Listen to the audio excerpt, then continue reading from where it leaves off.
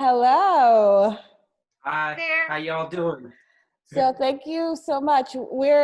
Thank you for coming to Empowering Wellness from Home. We have a special guest star today, Steve Strickland. Hi, Steve. Hi, Phaki, how you doing? Good. How are you? Hi, I'm Cynthia. doing well. Hi, Phaki. Hi, Hi, Steve. Cynthia. We're Hi. the three amigos, and he's here talking to us about emotional freedom technique and his methods. And thank you so much. Thank you so much for coming today. I'm really excited. Me too. You're most welcome. The pleasure's all mine. Great. This is great.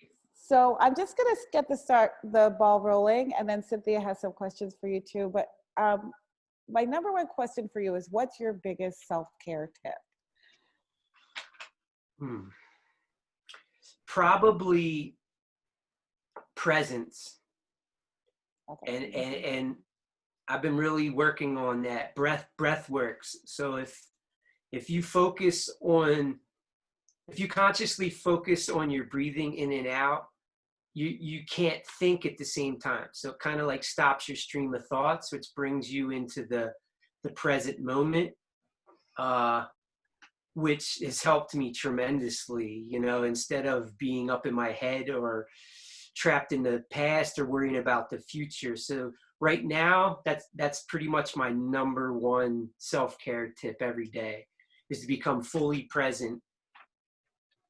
That's great. That's really powerful. Thank you for that, because it's just such a simple thing, and the world sometimes makes it hard for us to do that one. I think we over identify with thought forms, emotion forms, and we're not the stream of thoughts. That's part of us, but that's not who we are. But I think that globally and as a planet, that's kind of humanity-wise, that's where we're at. Everybody's kind of over-identified with thinking and emotions, and distractions are so prevalent with the technology and the phones and the devices. And I think that we're emotionally addicted to our devices. Absolutely. So how do you approach healing your blocks with EFT and tapping? Well, first I identify them, you know what I'm saying, by asking certain questions. And I also monitor my thoughts and emotions. So whatever may come up, you know what I mean? If I have recurrent mind chatter or something that's holding me back when I know I should be doing this, but I keep, copping out, like, oh, I can't do this, or tail enders or whatever, then I'll write that down. And then I'll be like, after I have a list, you know what I mean? I'll make a hierarchy of issues and aspects. So I have a way to actually gauge them, like what's most pressing or what's affecting me the most. And then I'll start attacking it. I call it mounting an offensive, because I find EFT works best when you stay on it, when you stay with it, rather than it doesn't work for me. It's with the quick fix, like one round, a couple rounds. It's when I consistently do it, things kind of usually go away. Not everything. Bigger issues take a little bit longer. Then I devise a tapping plan and schedule, and then keep track of the outcome and any aspects that come up, via journaling. So how would you say a schedule? How long a day are you tapping? It depends. It depends. Like, I try to make time every day, but I also take breaks. Sometimes I'll take a few days, or I'll take a week.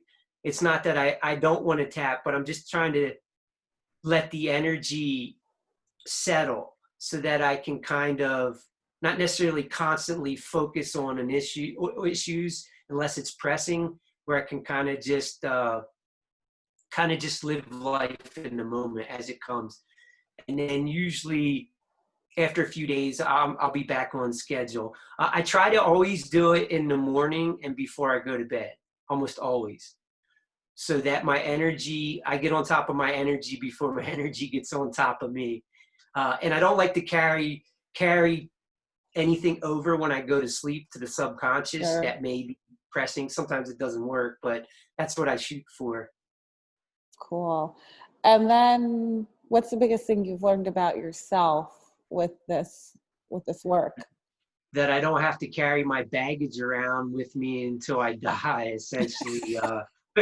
And that I can heal myself and become unstuck and get back to living instead of resisting. Oh, that's great. That's great. And it comes back exactly what you said to that, the presence, because Right. it's just, you know, all of our blocks are keeping us from being present, or maybe we're using them to keep us from being present. But yeah. Exactly. Mm-hmm. I think that presence and spiritual awakening means that you're accepting of what is. Whatever's happened in the moment, it's already happened. You know, there's a difference between pain and suffering. You know, if you break your leg, that's pain. But if you sit around and complain or bitch and moan, now it's become suffering because you're refusing to accept what's happening. And it's easier said than done, obviously, because we have Absolutely. neural pathways built up that we're conditioned to, you know, do that type of stuff. I can get my way if I complain about it enough, but it's demoralizing and it spoils your energy and anyone around you. So, you know. Absolutely. So true. So true. We also get addicted to the chemicals that our body produces when we do get stressed and anxiety. So we become addicted to the chemical reaction. Yeah, Which is trauma what I think EFT does. It breaks down them neurons and creates new pathways. And I don't think that until you do that, you can't, that's your paradigm. Yeah. And until you change that, if you don't change paradigm, nothing's going to change. You could try every other angle, but you have to go to that's the core to me. Yeah, it's like, you know, I know someone in my family who has very severe stomach issues. And when she has one of those episodes that all of us have had once in our life, whether we've had food poisoning or whatever, but it's like, you know, the chemicals that your body produces when you go into that panic mode where, you know, you have to run to the bathroom. And then once you go through it, the chemicals of coming down. Have you ever, you know what I'm talking about? Yeah. Mm-hmm. So yeah, it's amazing to me, you know, how we get addicted to those. So you also get addicted to the chemicals of the coming down part. Mm-hmm. Say it again. It kind of broke up. You get addicted to the chemicals in your body for the coming down part too. So like, you know, when we get sick, and you go into that panic mode and you have those chemicals come up for the panic mode, then when you go through it and you're on the other side and you're coming down, whether you got sick or whatever, we're also addicted to those chemicals of recovery. Definitely. So it's the tapping part is you're clearing the blocks, but you're also retraining. Yes, I totally agree. Oh yeah, absolutely. And clear, like you said, the neural pathways. So our nervous system gets so worked up, and the adrenals, and then everything. You know, a billion chemicals are released of just. It's like heroin. Cortisol, yeah. In our bodies, breaks down our bodies. We can produce opiate type chemicals in our body as well. Mm-hmm. And I think that also people get used to, they can get attention by doing that, and then they get used to that, and then that habit has been going on. I mean, it's going to be hard to break a habit that's 10, 20, 30, 40 years or more in a couple sessions. It's going to take some work to break all them pathways down until, you know what I mean? Mm-hmm. It's deconstruction. Yeah, it's like Marissa Peer always says, your illnesses and your sicknesses serve a purpose. Sure, and also she's great too, by the way. It's ancestral also, which yes, you know, so it can be patterns in your culture, patterns in your family patterns. So it's like you may not even have in your community so it's like you may not even have the structure to break it down. You know? No, you're right. Mm-hmm. it's coming at us from all angles, family lineage, generation upon generation of fear and fight or flight or freeze type stuff. You're like, I'm freaked out and I don't even know, I don't know why. I shouldn't even be affected. Yeah, I mean, it's like another thing that I don't know if it was with Phaki that I was talking to about this, but what we've been conditioned to do for hundreds and how many years, I'm not sure, but we've been conditioned to, as soon as we wake up, that we go into flight or fight mode, because it's like, when we were hunter gatherers, we wake up and we look around for, safety and make sure everything's clear. And we've done that and we still do that, but we don't have to do that anymore. So we just have to recondition ourselves.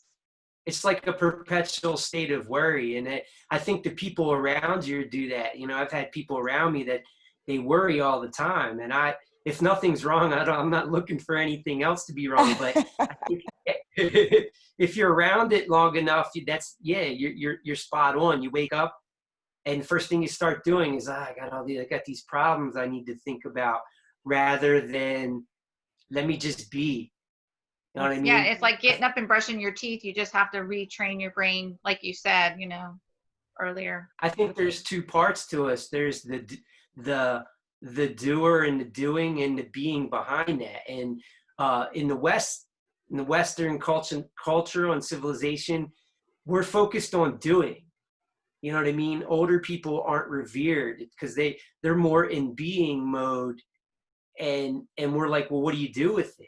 What am I going to do? So it creates a state of anxiety. If you can't just be and be okay with that, there's going to be anxiety. There's going to be fear and stress. I mean, and that's just my belief on that. But sure, y'all can tell me what you think about that. You need to learn how to ride the wave. Yeah, ride the wave. And I think also there's collective traumas. Like you think of like your grandparents and the Depression or whatever other, things they've had to live with. You think of like, people who've worried. A lot of times that habit was a necessity, but now we don't need it. And it's also from guilt. People feel guilty. People feel like, if my mother suffered, or if my dad suffered, or my grandparents suffered, or my sister suffered, or my best friend suffered, then I have to suffer too. And there's something wrong with me if I'm not suffering. Exactly. Yeah. It's dysfunction. I mean, we're codependent as hell. Egoic and dysfunctional. No, you're right. We are codependent as hell. Well, I mean, we were, and then we found EFT. So right, exactly. Not anymore. We're into solutions. Yes, the freedom. Yeah. Well, I heard a good percentage ratio for that, and it's not the 80-20, it's the 90-10. You only spend 10% on the problem, and you spend the other 90 on the solution. So, but I think we're back to neural pathways too. It's going to take some time to build the road work for that. Mm-hmm. So that consistency makes it. Depending on the area too. For everybody's got their own soft spot or sensitive spot, stuff that's harder than other areas. Well, that takes you back to the core issues, because it's usually a lot of times all the problems always usually go back to like a core root problem, right. I also think that by the way things have been going over several decades or the last century, is that we all have collective issues, with like cultural shaming. And I think most people have a lot of doubt issues and self-esteem. I know once you break them down, confidence will go up and a lot of other things would flourish out, blossom out. Absolutely. Again, and then it still all comes down to scarcity. I think, like everybody feels like, somebody has something that you don't have. And then deep down inside, it's like our child, our inner child has never been validated or whatever. It's also, we're back to the cultural conditioning. We're conditioned on competition and not cooperation. I don't have anything against sports, but sports has become to the point where I'm coming in to annihilate the other team. Neanderthal. So somebody always has to be a loser, and for Exactly. the other person Yes. to be a winner, and that's not really helping us. It's funny too, because I don't like to use the word race. I like to use the term species and life form, because that's what we are. We're the only species on the planet that's completely disoriented in our environment. We have cognitive understanding. Is it better? I don't know. Because when I look at my cats, they're always in a state of zen. They're always at peace. They're okay with what's happening. But when I look around at humans, it's just complete madness. Yeah, and we only, God only knows why we chose this path. Yeah, when they say that we chose all this before we came in here, there's days where I'm walking around and I'm like, why would I choose this suffering? Why would I want this? But that's only in the moment. I know it's for the evolvement.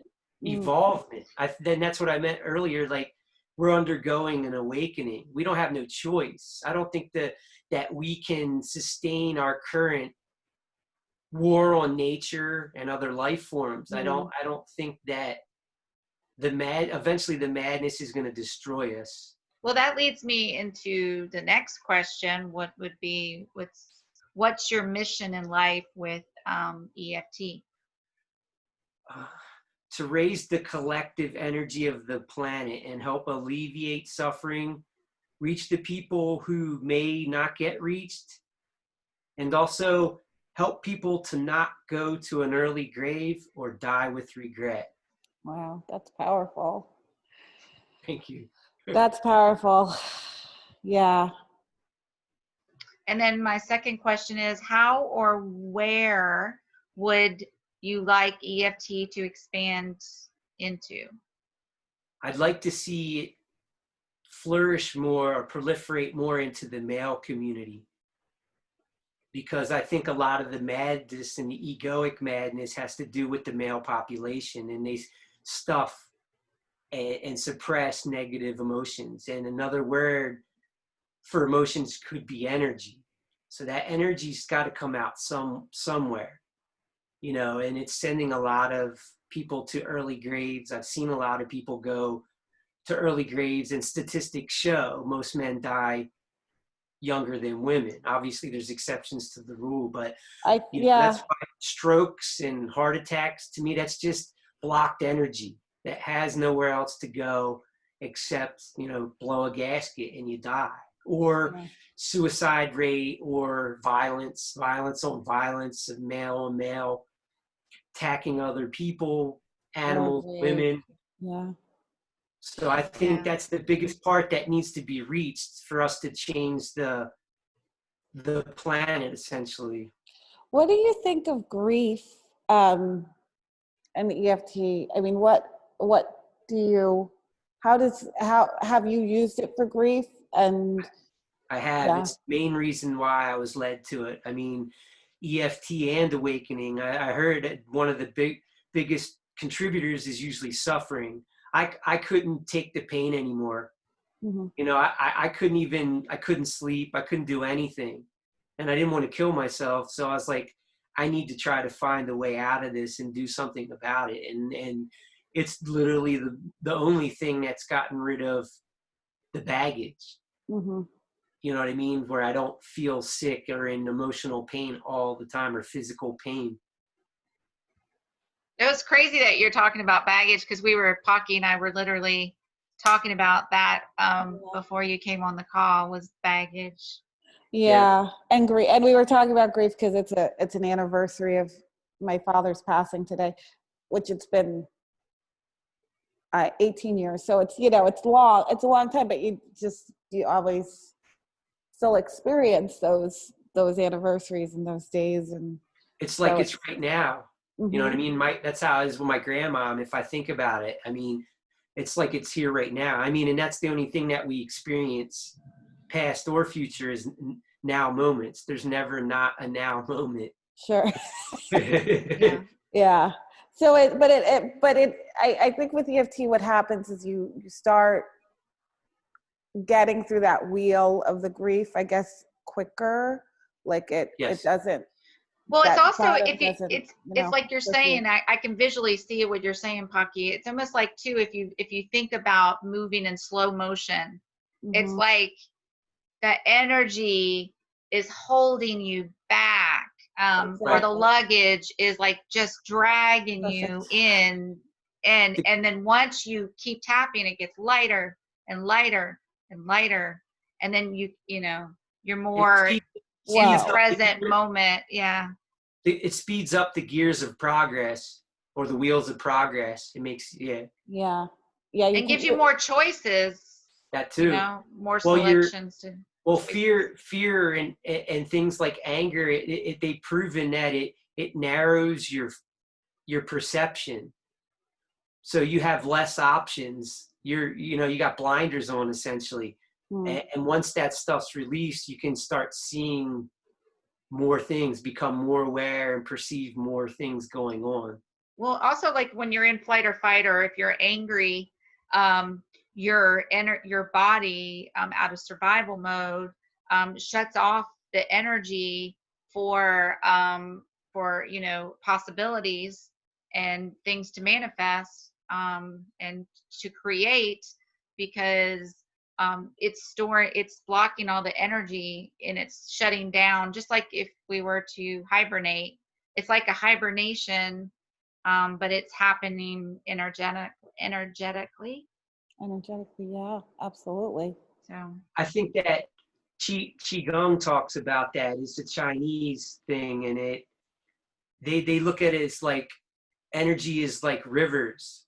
It flows through them meridians, and that's if what I always say. Rivers. stuff are blocked, that's where sickness comes, or illness, or emotional Absolutely. illness.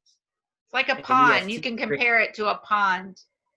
right? And the And then, beavers have been there blocking up. It's dammed up, basically. Mm-hmm. yeah, and that's where, so that's actually because it's also EFT, because we're working on meridians and acupuncture points. So it's the same principle of moving the chi, or moving, getting that energy flowing and released.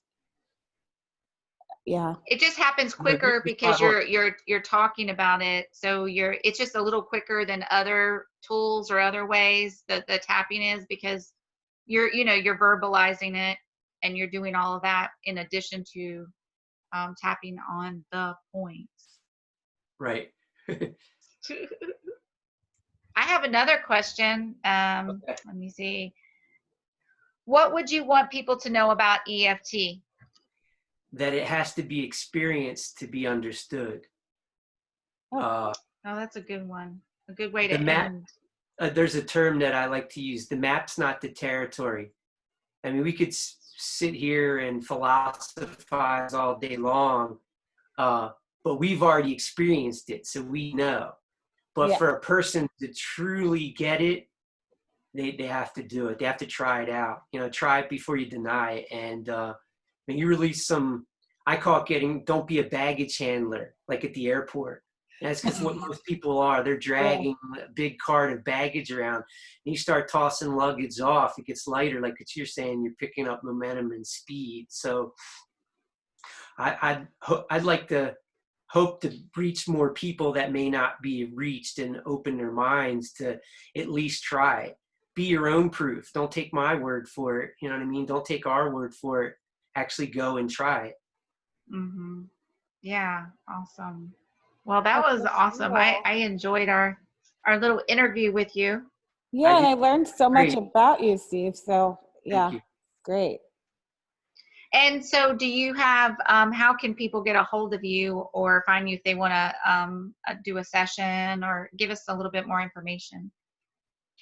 They could reach me either at my website or on my YouTube channel, which both have the same name. It's called Tap Into Your Wellbeing. So it's either tapintoyourwellbeing.com, or just put that in the search on YouTube. You can comment to me. You could reach out and send me an email if you want. We'll both have Or even- links. We'll both Yeah, have. we'll have some links here too, and I Yeah. may be talking to you in the future about someone in my family that I might want you to work with too. Okay, that'd be And great. it- I'd love to. And if I get any I- men my way that are in need of an outlet, I'll definitely send them your way. Cool, that'd be great. Yeah.